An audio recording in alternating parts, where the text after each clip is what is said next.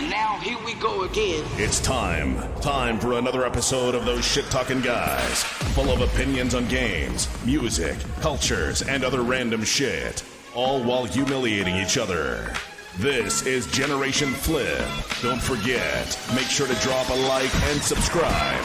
And now, wrapping it up, here's your hosts. What's going on, guys? Thanks for tuning in. Little delay, little technical difficulties there, but we got this thing cracking. With me today, I got my co-host, Big Brown from San Jose. Oh, nine. From New York, from the East Coast, I got my cuz, Brandon Dash over here. There you go. Say something. Let them know you're here. I know. What's up, big boy? Thanks for tuning in, guys. Don't forget to drop a like and subscribe to the channel. Also, hit your notifications to be notified when we do go live. We do stream Tuesdays and Fridays for open mic. So, Brandon, we were talking in the past. We talked about Twitch being in trouble. They're still in trouble, huh? From what I've seen, there hasn't been any changes from the last podcast, so yeah, probably. I did actually there was one big update, and I'm gonna just double check it to make sure, but I'm pretty sure one of the biggest streamers on the platform just jumped ship to YouTube as well. I heard about that. Yeah, so it's Dr. Lupo. He ended up signing an exclusivity deal with YouTube, so he's done on Twitch. Wow. I heard about that. And they're supposed to have a major blackout too for Twitch, right? That was supposed. I think that's the first that they're doing it. I don't think that's really gonna do anything, to be honest. Like, one blackout day doesn't affect a major company. They don't give a shit. They make millions. They don't care. Yeah, you want to boycott, but you know. didn't stream for one day. I'll catch you tomorrow, cocksucker. Like, right. You know what I mean? Well, but I'll tell you, it does affect it a little bit because of revenue gets chopped a little bit. It takes a little while to pick back up a little bit. But And it's like the only way to put your foot down. And people listen, I think. So if you give me a good enough reason to boycott something, it'll get my attention. And I'll say, you know what? They're probably right. Forget those dudes and boycott them. It'll last a little more than a day, but I guarantee you the ratings will come down and they may go back up. But it's probably one of the most effective ways, other than what's the other way? Like they do it nowadays, they go out and protest. You know, it's just another form of protest. Protesting, in regard to that, I agree. If you do it for a prolonged amount of time, yeah, it's gonna work. You're gonna hit. The only way to make anyone realize what they're doing wrong nowadays is to hit them in their pocket. Right. But if you do it for one day and then the next day you're back on business as usual, that didn't do anything. They're hoping that people will do more than a day. That's what I hope. I hope that Yeah. people do more than a day, really make them force a change. Right. You know? Right. Well, we got to do that. I mean, same thing. A lot of people boycott for certain reasons, and the more the merrier. You know, Yeah, they did it to Starbucks. Remember when they arrested those guys or kicked them out of the Starbucks? It really made them. It hit them in the pocket, and it made them change their company policy. So that's kind of what they're hoping to do. Can you know enlighten me on So what when happened? you do that, sometimes it works. Can you enlighten me on what happened with that? Because I have no idea what that is. Yeah, I what believe it was in scenario New York, if I'm correct. What happened was there was a couple of individuals, and they were colored, they were black, and they were sitting in a Starbucks, just waiting for somebody. Like every time I go in a Starbucks, there's people sitting there or on the internet. Well, I guess one of the employees felt uncomfortable and made the decision to call the police officer, to come in and have them removed. Were they being irate or something? They were just minding their business being there. And they had footage and everything else. It went on major news. It went on a major boycott because it was unjustifiably done. Yes. It was racially profiling. And it hit Starbucks in the fucking pocketbook pretty goddamn good. And what happened was it hit them so good that they made the CEO of Starbucks come out and apologize, and they had to change the workforce protocol on how to treat people equally. So it did hit him. It did hit him. And that's why I'm saying sometimes these things, it takes a little time. And if it keeps persisting, it'll hit him in the pocketbook like this one did. I find it funny that they needed a workforce update on their policies just to treat people normally. Yeah. Well, listen, they did. They made major changes, and it really hit Starbucks in the pocketbook. Because This happened how long ago? Did this happen? What, last year? Like 2 or 3 years ago. I think I remember that. I think I remember that. People were literally boycotting Right. Starbucks, and it hit them in the book to where they had to make that change. The CEO had to come out and publicly apologize and let everybody know we are changing our company policy. Right. And rightfully so, right? And they showed the videos of the kids that were in there. Hey, you know what? Even if they were a little loud, calm down. They didn't have to call the cops. It didn't have to get the way it did. But I think somebody was a little more fearful. But I think that has a lot to do with, I don't want to say racism, but I think it had to make them feel a little uneducated on how people are and what they do and how they act on a day-to-day basis. Because everybody's different. Right. Sounds pretty uneducated, to be honest. I mean, unless somebody's being disorderly or irate, I don't really see. Even if they're being irate and they have a reason to be irate, as long as you resolve that issue, then everything's kosher. There's no reason for that to be happening. Yeah, but if I'm correct, they had footage throughout the whole Starbucks, and there was they weren't doing anything but just kicking it. They were just kicking back. Like half the people in Starbucks do. They'll jump on their laptop and go use Starbucks Wi-Fi and just kick back. Yeah, I know plenty of people that just go there and just chill. And they'll work out of there. If they're down in the city or something, in between classes and shit like that, they just hang out in the Starbucks.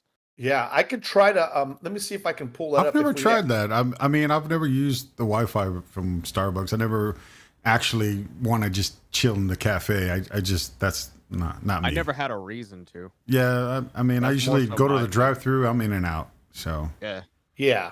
You know what's funny is I took my girl to. I've never been to a Starbucks until like I started dating my girl, and when we went to the Starbucks for the first time, my girl started clowning me because I ordered a black coffee, just a straight black coffee, and she's like, "You're coming to one of the like mainstream coffee places for all types of fucking latte this and espresso that, and you bought a black coffie." I'm like, "Yeah, I don't fucking want anything else. I don't want, like, you can make that shit at home, man. What the hell?" That's what she told me. She's like, "You could have did that at home." I'm like, "Yeah," and I said I didn't want to go out today. Yeah. Well, we got a good topic. I wanted to bring up something that I came across, you guys. We talked about it a little bit. T-Mobile's data breach. Oh shit! It's affected a lot of freaking customers. If you don't know, T-Mobile had bought out a lot of companies like Sprint, which was a big company itself. And, I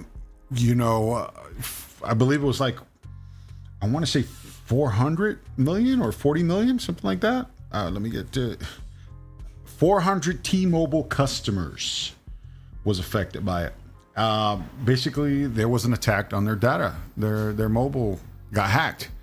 And social security numbers and stuff like that were leaked out to different ports, different areas, and it was hacked, And what I wanted to go into detail was how T-Mobile was handling this matter. Brown, I think there's a lawsuit or something that popped up, right? Yeah. Actually, what happened is a guy named John Binns. He's 21 years old. He's an American, but he lives in Turkey. And he's claiming to the Wall Street Journal that he's responsible for the attack. To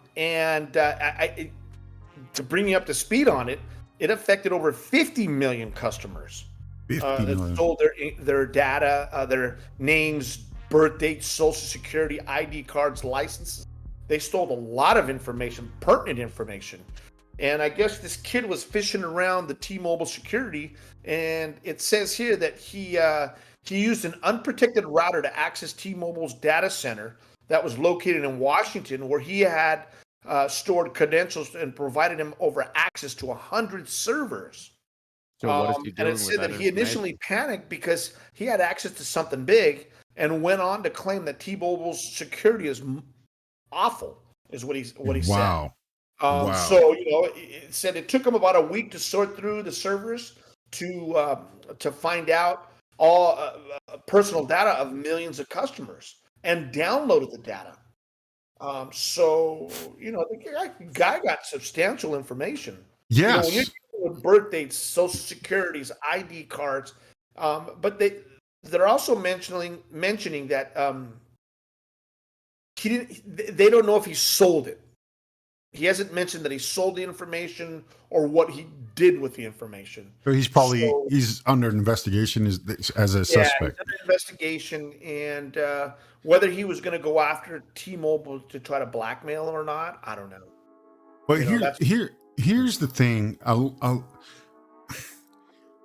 The thing is that big corporations like that, I want to say, in some sense, they have their own IT professionals, Right.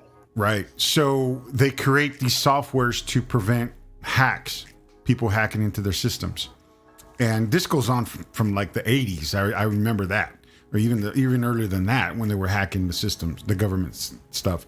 But it kind of dawns on me: are these companies hiring outside hackers to prevent other hackers from hacking their system? You would think. Yeah. You're not going to hear about it. People are going to talk about it, but you're not going to hear about it every now and then. It's just a myth. But that would be interesting to hear someone come up forward and say, "Hey, I'm a hacker. I've got hired for a company, and I put a software there to prevent other hackers from hacking it, because who else knows better than a hacker?" You know what I'm saying? But I think in that tech industry, there's so much. I guess you would say there's levels of protection, like they say. Right. Then you also got levels of guys that know how to crack codes. Oh right? yeah. So you got Russia, you got China, which we hear all the time trying to break into our intelligence, and they do break in. So it's that sophisticated. But I also know on the other side, there's a company here in the Bay Area. I believe it's called Barracuda, and that's what they do. Barracuda. I know that.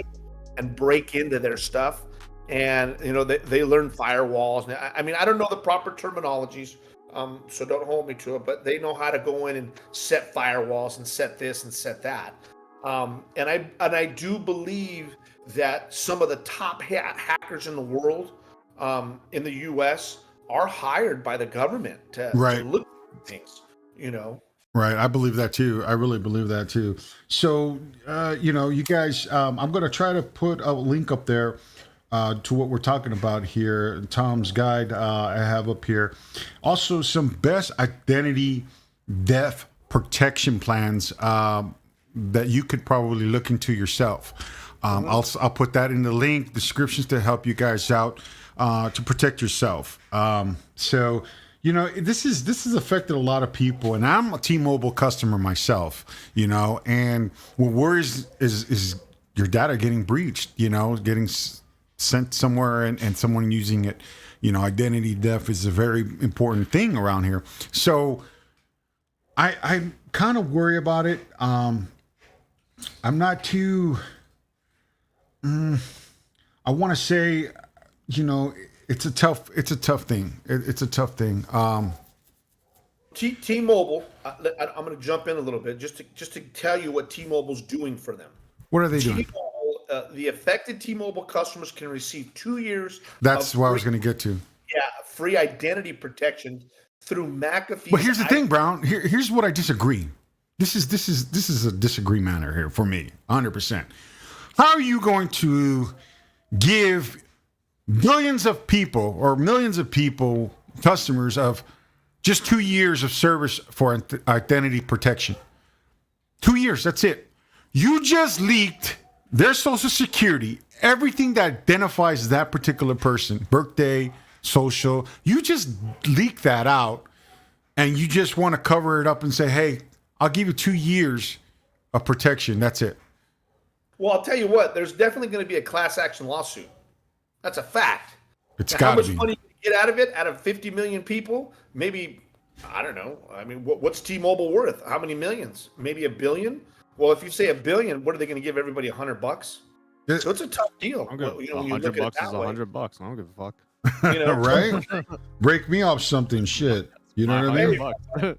here's Gas the money right kicker. there. And in all this, I think that really affects a lot of people in a really bad way. Is if your data does get breached and somebody does go out and does identity theft, I hear it's a pain in the what to try to get it off your TransUnion, your credit scores.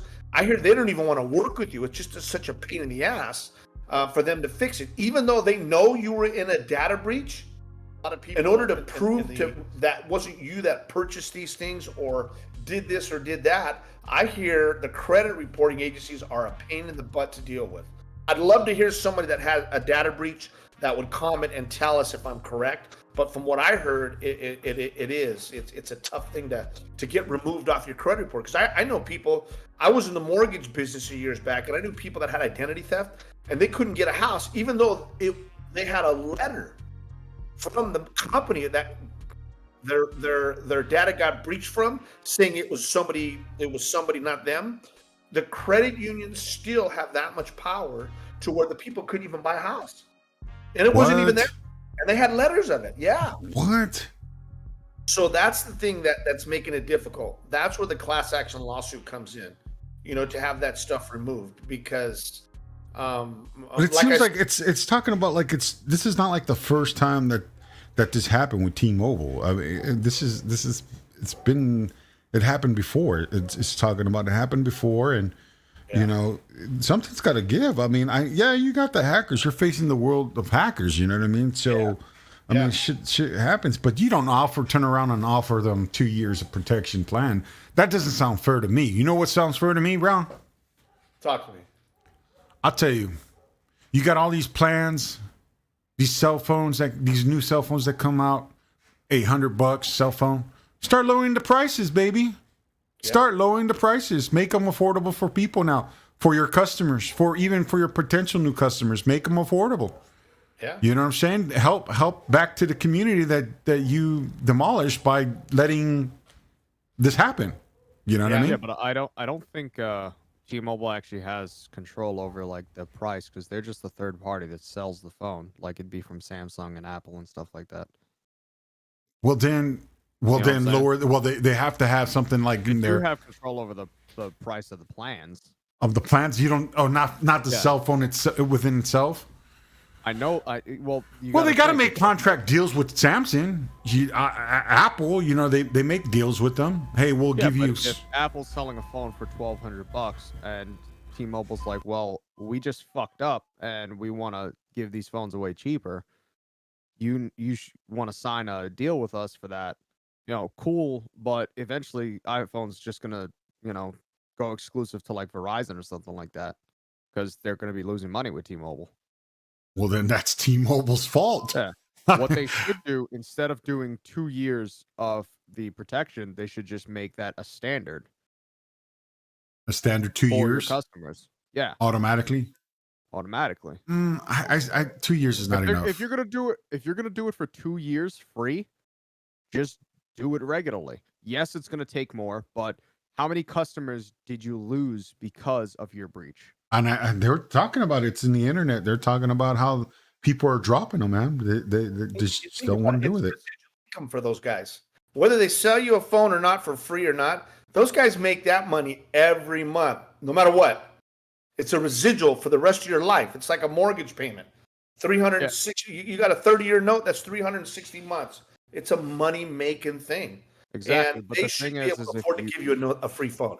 But if they give you the free phone, that's one thing. If they have another data hack, that's billions more down the drain in, let's say, lawsuits and other issues like that. That free phone doesn't mean. Yeah, but the thing is, that free phone doesn't really mean shit compared to, a lifetime of data protection. I agree. Don't get me wrong, I would love to get a new fucking Samsung 21 Ultra, but if you're going to be offering that protection, whereas another company doesn't, I would look at that more so. Well, of course. And I think that's the whole big hype with Verizon, right? Verizon and AT&T, they supposedly have the best, but I'll tell you, like I said, it comes in layers. You're going to find a guy that's one of the best hackers in the world. Trust me, if there's a back door, they're getting in.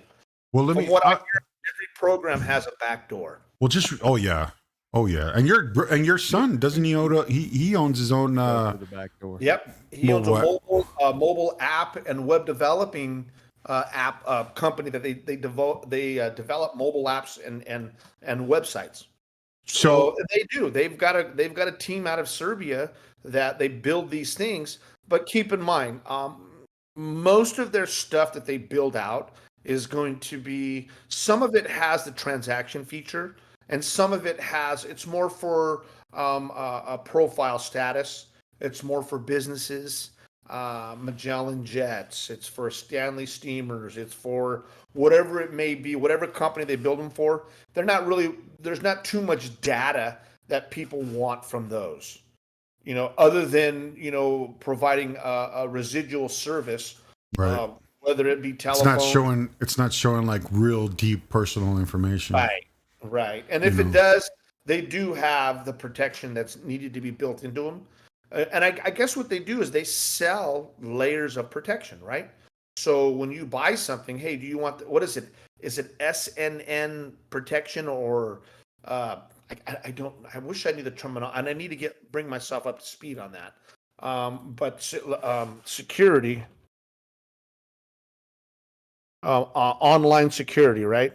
Online security. Well, this says, I'm reading right here for T-Mobile's, it says here, the company said that the stolen files include the personal information of 7.8 million current customers and 40 million people who have applied for credit with them. Yeah. A cyber attack on T-Mobile exposed the information of more than 40 million people, with stolen files include names, birthdays, social security numbers, and companies, said on Tuesdays. The mobile service provider said in a statement that it had been investigating the data breach since last week, when it was informed of the claims made in an online forum. So you dig that. They found this out through an online forum that they've been breached. That doesn't sound too... Well, that's that kid. Once again, it's that kid that notified the Wall Street Journal and said, I'm responsible for the attacks. Ben said he's the one that developed the unprotected router, or he said he discovered the unprotected router in July.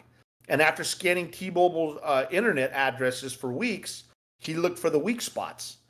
And that's what he found it. So this dude, he's a hacker himself, or he's just... Yeah, he's a hacker himself, obviously. That's probably... But why the fuck would you just be sitting here, I'm going to go scheme and find some loose info? Like, hey, man, I'll tell you, that's what these guys do. My son said that because I didn't get to talk to him about this instance, but he says there's guys in cafes in Russia, in China, in the U.S. All they do is try to find in back doors to major companies. Right. Yeah, but they will be there like a crack fiend, just checking everything out, nonstop. Because think about it, it's like mining, right? They're digging for gold, baby, and they find that one spot. Holy shit, we're hit the jackpot, and that's where these guys come in, and that's what they do. There's always a back door somewhere. Yeah, and that's what they look for. That's their motto, to get into it, right? And turn around and sell the information at in a black market. You know what I mean? Yeah. And that's where they make their money. They just did that recently, right after the presidency. I remember seeing a bunch of people saying that if Trump was in office, the gas would be going through the roof. And what it turned out to be really was hackers went in to the petroleum sector in the United States and hacked a bunch of information. And I guess what they did is they shut down the refineries. And they were able, in order to fire these things up, it costs a lot more. So that was one of the reasons for the fuel costs going up. Yeah, so they held it hostage for like exactly. $5 million. They held it hostage, and they demanded the money. And as a matter of fact, the company paid them. I think they paid them like $200 million, some crazy amount of money, just so they can release it and they can get back to making oil, refining fuel. You know, it's pretty mind blowing how that comes up. And I think I have it here. Let me double check. Well, there are also T-Mobile just stated also that there are other companies, more big big companies that also do not have the necessary security protocols in place to protect sensitive information. And I believe that. I believe that, you know, that does happen, you know. That's why it's so important to change your PIN every now and then, you know, for even on anything. Like your emails, change your email passwords and stuff like that every now and then. On your routers, you want to change your routers and stuff like that, or else this shit is going to happen all the time. And it does, and it happens all the time. I'm gonna keep it a buck with you. If you get one password, you probably got them all from me. I've had 8 concussions. I can't remember shit. It's one password, man. Papa Smurf. Yeah. There's not too many letters and numbers in it. I hear you, man. But this is insane. You know, this is not the first time this happened. This is not going to be the last time this happened. But you know, it is what it is. You know. That's insane. Yeah, I'm just trying to find that article on. It says 50. Some say 50. Some say 40. You know, so 40 million people. 7.8 million current postpaid customers. So it also affected the prepaid customers that they buy the prepaid phones from T-Mobile. Same shit. That's funny because you think that's supposed to keep you off grid, but it's not. It's not, man. Yeah. They want to track you. They're going to track you. You know what I mean? They're going to find you. They're going to find you. Yeah, I have a lot of friends that get upset about that. And I'm like, hey, listen, man, if they want to track me and find out what I'm doing, I don't do anything illegal. I don't really care. That's why it's so hard to go to. If you go to those Wi-Fi spots like McDonald's or, dude, it's like the best bet is turn your Wi-Fi off. That's it. Yeah. Don't even have it, man, because you don't know who's in there. You know, it's super easy to find like somebody's name and address and all of that. Literally just you Google yourself. Have you Googled yourself lately? Yeah, I removed myself from the internet. Same here. Yeah, my wife does the same thing. Yeah, no, Google yourself. Try Googling yourself, guys at home, man. It's funny what they pop up, man. It's interesting. It pulled up my address, my phone number, people I'm related to, everything. Yeah, even people that you know that search. It's called Zaba search, and I used it in the past. Zaba search, pretty much, you can find anybody through Zaba search. Really? Yes. Yeah. But yes, if you have just a vague of information of somebody, maybe their age or approximate age, birthday, or even relative, you'll find that shit in Zaba search. Really. But even easier is looking up public record of just people that own houses. You could find people like that as well. The thing is information is not hard to get. The only way for you to be really protected from anything is live in the fucking woods. That's it. Yeah. You know, one of the other things that I wanted to bring up too, as we're talking about these topics, there's a thing that's happening quite a bit that people don't realize, even in airports and travel and things like that. They actually, because your credit card nowadays, you can just tap. When you go to pay, you can tap to pay. Yeah.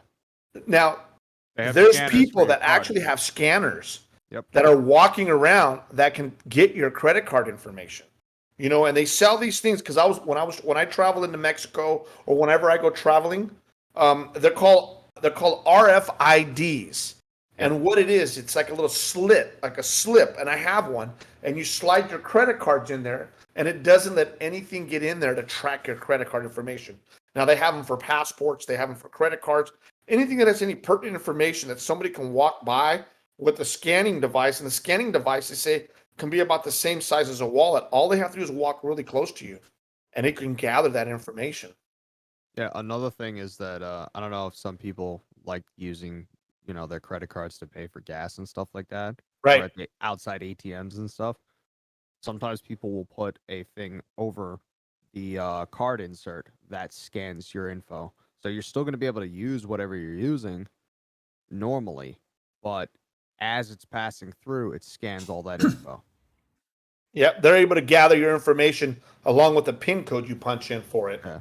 So that's why a good way to get around that is if you walk up to something, just jiggle the card insert, see if it pops off. Yeah. Well, that's the SIM card you're talking about? No, not the SIM card.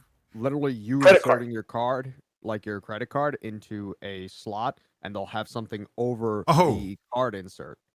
I'm glad you brought that up. Let me real quick story. About a couple months ago, I went into a flower shop. All right, this is a true story. Went into the flower shop. It was an off the wall flower shop, and I picked something out. The lady at the counter looked kind of shady, man. She just looked kind of shady. Did you have a black mask on? She just was acting weird. She was acting weird from the get-go. So I bought this bouquet of flowers, whatever, and I gave her my card. I'm looking at her with the card. She's got the debit card machine right on her left side and another machine on her right side, right? So there's two sitting on the little platform. She reaches the first one and says, "Oh, this does not work. Let me try the other one." Grabs that card and goes underneath and puts it in that other one. And I said, okay. And so then, she comes out with the receipt. I signed the receipt. Good to go, right? It took about 3 weeks later. I go and check my account, and it said that my account has been withdrawn. I think it was $100 or something like a little over $100. And I said to myself, and you know where it was? It said Food for Less, which is a supermarket out here. Food for Less. And I go to Food for Less, and I'm saying, wait a minute, I didn't go to Food for Less. So I investigated. I checked it out and everything. And I said, well, where the hell? I called the credit card company. I said, well, where's this at? And I looked they gave me the address. I Googled it, and I said, wait a minute, this is in San Fernando Valley. I've never gone out to San Fernando Valley. Why would I go to Food for Less in San Fernando Valley? I told him, I said, if you go to my statements, you'll see the locations all the time that I used at Food for Less. There's not one since I gone outside that Food for Less. So they looked at it and they were like, oh, this does look suspicious. And I said, wait a minute. That's what happened. This chick ran my shit, bro. And while I was on the phone with the creditor, the credit bureau, the credit card company, they were saying, hey, this was on a Saturday. They just used it today. And I said, what? Where? And they said, oh, they used it at the gas station, at some kind of 7-Eleven gas station. I said, how are they using it? I have the card, the physical card right here. How are they fucking using it? It doesn't make sense. So, like Brandon said, they probably have something in that machine that they put the card in, copied the card exactly, and then they made their own card, and then they swipe it in the machines without going into the clerk. Well, you think about it, it can't be that difficult. As long as they got the pertinent information, I mean, for them to make a credit card or have something. You don't know how pissed off I was, though, Brown. I was so pissed off I wanted to go back over there with the cops because I remembered what happened, and I was like, I want to go over there. I want to do something about this in person, man. This is shady shit. So I went on Yelp, and I typed out shit for that flower shop. Do not go to that flower shop. Wow, I kid you not. And you guys, you're out there on I'll give you the facility, Colorado in Eagle Rock. Right there in Colorado, by the Eagle Rock Plaza. Beware of that flower shop. Don't you dare go in that one. And that's in LA, right? That's in LA. That's here in Eagle Rock. Yep. Yes, sir. So be careful when going in there. And I'm not speculating. I know that happened. I know it happened because that was the only card I used. I haven't used that card in so long, and that was the only card I used, and I only go to one specific Food for Less. Yeah. And I happened to use it because there was a death in the family, so I used it that one time to order some flowers. So I knew it came from there, that they had to do it. Quick, in regards to that, Samsung, and I don't know if Apple has it the same way, but I'd imagine so. But Samsung Pay has it for me that they give me a different card number. So they have my info, but the displayed card. Oh, they give you that virtual card number? Yes. Yeah, I have that at Capital One. I use that. I have that Capital One too. Yeah. Yeah, Capital One has that. I like that feature. I use that a lot. Yeah, so if I ever have to go pay for something, I use that instead. Yeah. You know? Or anything I buy online, pretty much, I use the virtual card. I don't use my actual card at all. Or I'll use PayPal where I'm linked. You know what I mean? And that's I'm safe with that. You know. But I'm reading here. What about what happens to the people that have been affected? What to do, guys? So if this affected you in any way, shape, or form, this is how you figure or find out that it's happened to you. So T-Mobile says it's contacted nearly all affected customers, and that those that believe they were affected will see they will see a banner if they go into their account. They'll see a banner on their account, and that will determine if you do see that banner on your name or in your account. That determines that you have been affected with this situation, this scenario. So you my account right now. You would have to go. Yeah, that's what it says right here. To those affected, T-Mobile is offering free access to McFree's identity theft protection service for 2 years. Oh fuck, guys! Are you? Do you see it? It says nearly all affected. Determined that unauthorized access to some of your information or others on your account has occurred. We have no information that indicates your number or personal financial or payment info was used. But I'm about to take action. What you mean? What are we doing here? You see what I'm saying? So you guys, T-Mobile at home, it's affecting you guys. T-Mobile's a big company. It's a big company, guys. Do what you got to do. Go online. Look what you got to do to protect yourself. They're offering McFree ID. You know the thing that kind of confuses me right now? All right, so they accessed all your information, right? And they're like, well, we need you to change your password. Mm-hmm. If they have access to everything already and I change my password, am I not just giving them the new password? Well, let them guess my password then. Well, no, but I'm sure they've patched the hole, right? Right. I'm sure they found the breach because they were notified and they found it. So I'm sure they patched the hole in it. They got it back up to secure for now. Until the next excavator comes in and starts digging around and finding another loophole. I say we find out where these guys are excavating from somehow and just take a hammer to their router. That's it. Easy fix. I'm with you, brother. I'm with you. With a hammer. Unfortunately, they're in every. My gosh! I mean, now think about it. You got it from identity theft, illegal gambling. It just goes on, and we're in a cyber industry now. It's not like definitely with this coronavirus, everybody's doing stuff online now. You know? Yeah, man. Nobody's got. And you think about it. I was on the plane coming back from Cabo, Mexico, and I was sitting next to a guy that was a business owner. And I'm 53, he was 67, and he says, I don't understand a goddamn thing these days. And I looked at him, I said, I don't understand what you're saying. He's not a techie. Everything's cyber. Everything from POS systems, point of sales. He has to buy all this stuff. He owns like a bar, and he had to, back in the days when he was running a bar, it was just all cash and a credit card. Yeah. Now they got point of sales where they can track this, track that, credit card, with the security. He said he's lost. So I can understand the generation change, but we live now in a complete. Oh yeah, definitely. Generation. So wait a second. This happened on the 17th? Yes. Fuck it. They got my shit already. I'm not doing nothing. It's like I'm not gonna check. You guys could have told me right when it happened. Send me a text. Yeah. You assholes gave me my number. You could text me that. What the fuck? Yeah. I mean, I found out the day it happened. I got a notification on my phone, And I was like, oh, and I told my wife, hey, you know what? We need to check into this because this is what's going on. You know, we might have been breached. Right.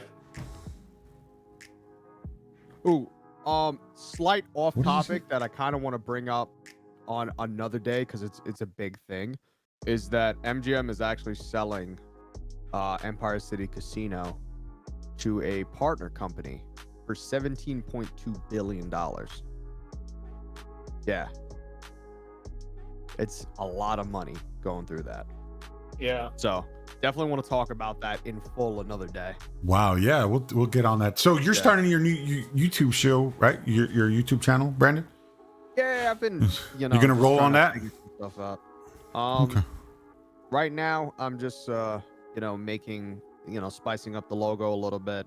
I didn't actually like the YouTube intro that I had made before. I kept looking at it more and more, and I'm like, this just doesn't look clean. So I started cleaning it up with a program that is similar to Photoshop, but way, way cheaper. And it's called Affinity. So they have Affinity Designer, Affinity Photo, and I've been using that. And some of the tools on them are just super intuitive and really easy to use, honestly. Right. And Right, I saw that. me, I'm a dude that has like, all right, I don't have a tremendous amount of time. Like I work right now 40 to 50 hours a week, and I'm working nights. So once I'm done, I'm kind of shot between recording and setting up for the next stream or podcast and stuff like that. So you start getting a little bit worn out. So you don't have a tremendous amount of time to sit here and be like, well, I got to learn something new. So the more intuitive the app is, the easier it is for you to get into what you want to do. Right. So I highly recommend that for you guys if you guys are trying to get into that. Not sponsored, by the way. I've just been using it. I got it for $25 on sale. So I'll check that out, Infinity. I saw a little bit of it. So you guys recap. Also, we did talk about the coronavirus issue in the prior one. Let me tell you, I don't know if you heard about it in the news over here. My wife even brought it up to me. They're actually protesting. They're making the nurses, the registered nurses, the medical field over here get vaccinated, and they have a set date they have to get it by. So they were protesting over here in Santa Monica, and these were not just regular protesters. These were nurses. These were doctors. They were in the medical field protesting that they did not want to be told what to do with their bodies, or told that they needed to get this vaccine so that they can work in the work field. So that's crazy. That's crazy. You're in the medical field dealing with people all the time, daily basis, and you don't want to be vaccinated. What the hell are you doing? Yeah. Why are you in that job? If you don't want to get a vaccine, that'll your make mom, you scratch your head. Yeah, my mom's got it already. I got it. I mean, in my opinion, all right, people are afraid of the vaccine, but then they're doing coke on the weekend. Make up your fucking mind. All right. I know people who don't want to put the vaccine in their body, but they do coke regularly. Yeah. I know other people who are 450 pounds, but you don't want to take the vaccine. It's like, you don't give a shit already. It doesn't matter. Yeah. you're getting anyways. Like word. I hear you guys. I hear you guys. Yeah. All right, guys. So we're going to wrap it up here. Thanks for tuning in. I'm going to leave a couple of links in the description so you guys could protect yourself from this identity theft. Also, Discover has some kind of black market thing. If you guys want to check out Discover, they have that too. I'm sure I remember that. Again, guys, like, subscribe, leave a comment. We do have Open Topics on Fridays. Leave a comment what you want to discuss, or if you want to come to the table with your discussion, let us know. Drop it in the comment like. We'll definitely take care of that for you. I'm Flip. And Brandon, thank you for joining us. Brown, like always. We will see you in the next one. Hasta la vista, baby.